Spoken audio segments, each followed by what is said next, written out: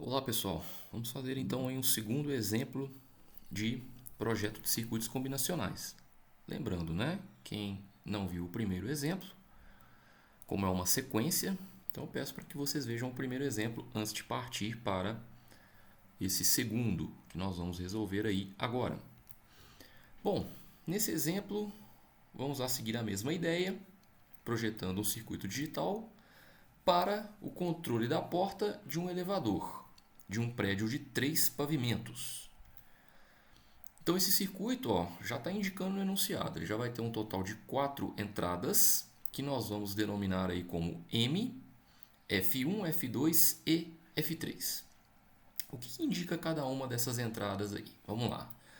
M indica se o elevador está se movendo, ou seja, nessa situação esse M será igual a 1. Então sempre quando M for igual a 1, o elevador está em movimento. Ou parado, o que indica que M será igual a 0. Ou seja, quando esse elevador estiver parado, aí sim o nosso M será 0. Tá? Então, em movimento M igual a 1, parado M igual a 0.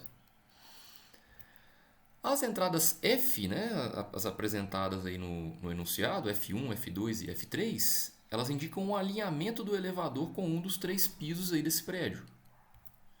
Se o F1 for igual a 1, significa que esse elevador está alinhado com o primeiro andar. Se o F2 for igual a 1, significa que ele está alinhado com o segundo andar. E se o F3 for igual a 1, significa que ele estará alinhado com o terceiro andar.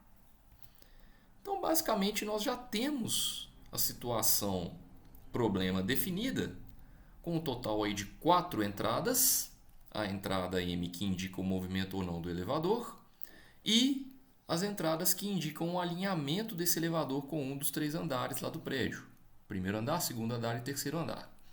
Então, com isso já construí uma tabela verdade com 4 entradas. Lembrando, 4 entradas indicam 16 combinações diferentes para essas 4 entradas, né?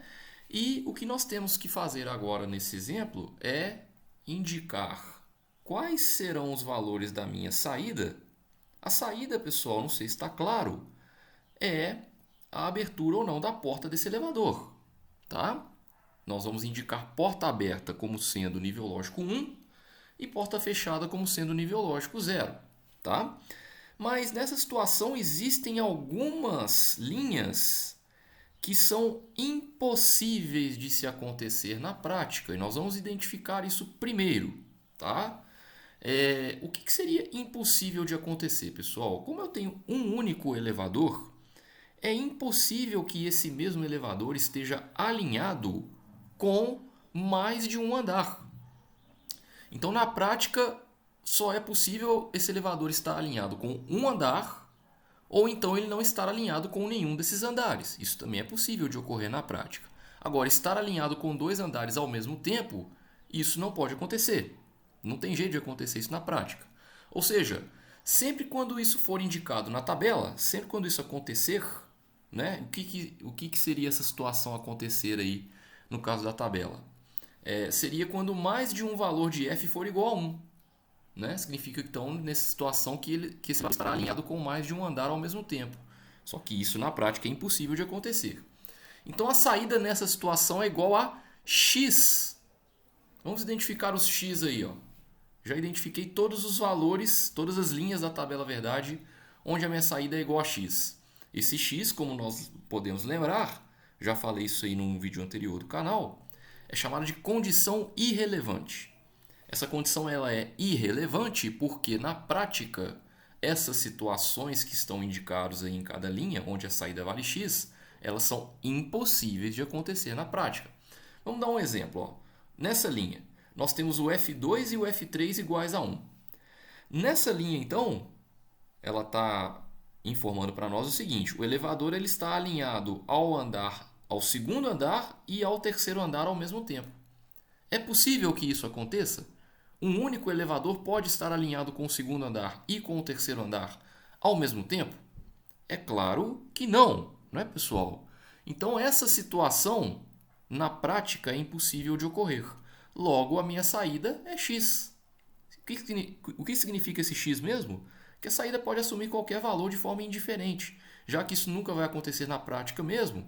Então, nós podemos colocar aqui uma condição chamada de irrelevante. Não importa o valor dessa saída, já que essa combinação de entradas é impossível de ocorrer na prática. Mesma coisa para essa linha aqui, ó. F1 e F3 iguais a 1. Isso indica que o elevador estaria alinhado com o primeiro andar e com o terceiro andar ao mesmo tempo. Também impossível de acontecer saída igual a x.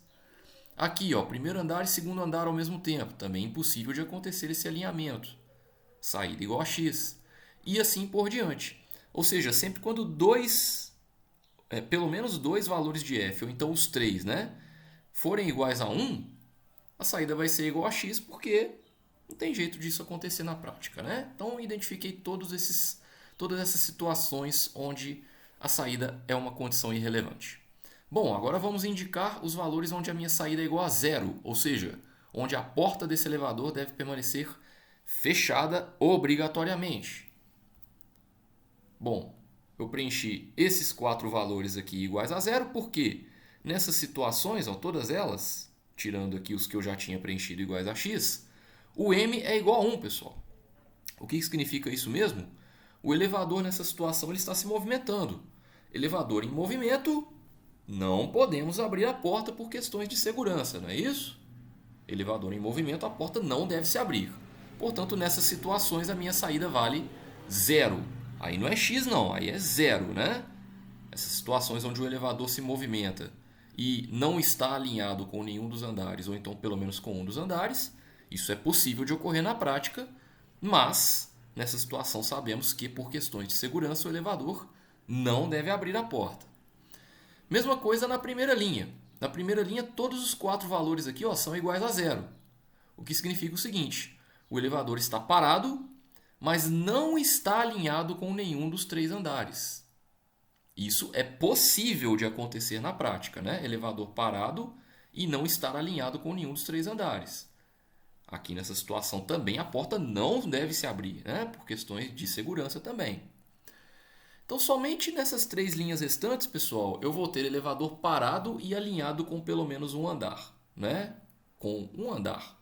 Né? Olha, o elevador só pode estar alinhado com um andar. Não tem jeito dele estar alinhado com mais de um andar.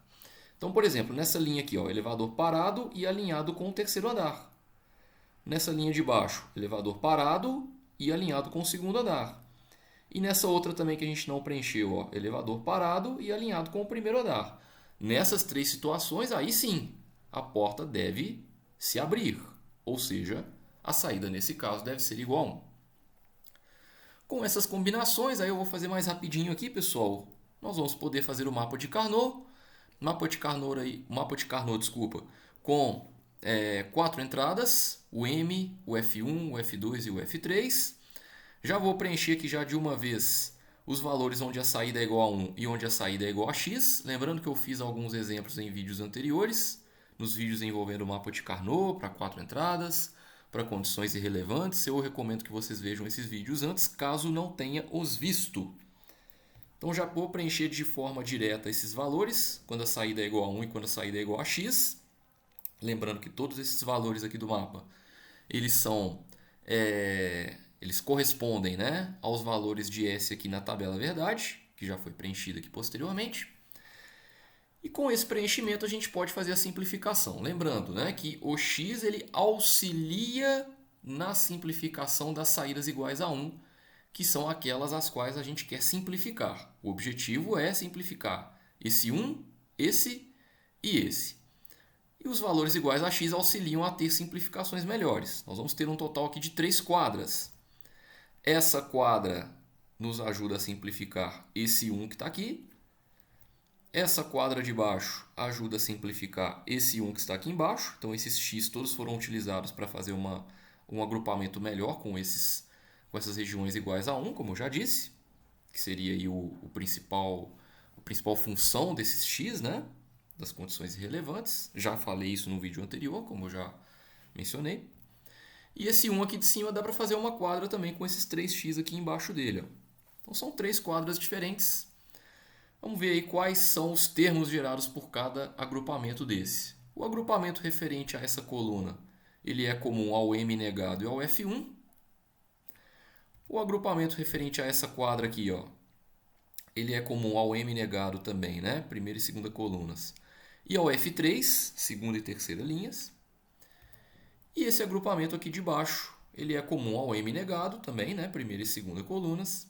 E ao F2, segunda e terceira, terceira e quarta linhas, né?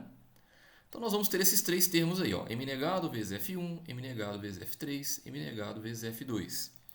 Somando-se esses três valores, nós vamos ter a saída final que habilita o funcionamento da porta desse elevador, né? Porta aberta ou porta fechada. Logo, a nossa saída vai ser M negado vezes F1 mais M negado vezes F2 mais M negado vezes F3. Lembrando que a soma representa a porta lógica OR, a multiplicação representa a porta lógica AND, no caso da montagem de um eventual circuito que vai habilitar o motorzinho lá, né, que vai fazer a abertura ou fechamento da porta desse elevador. Podemos, inclusive, aqui nesse caso, colocar o M negado em evidência, né? Então, ficaria M negado vezes F1 mais F2 mais F3. Tá? Isso aqui só uma simplificação final aqui referente a essa saída. Beleza, pessoal? Então, aqui seria um segundo exemplo referente a projeto de circuitos combinacionais. Eu agradeço pela atenção de todos e até o próximo vídeo.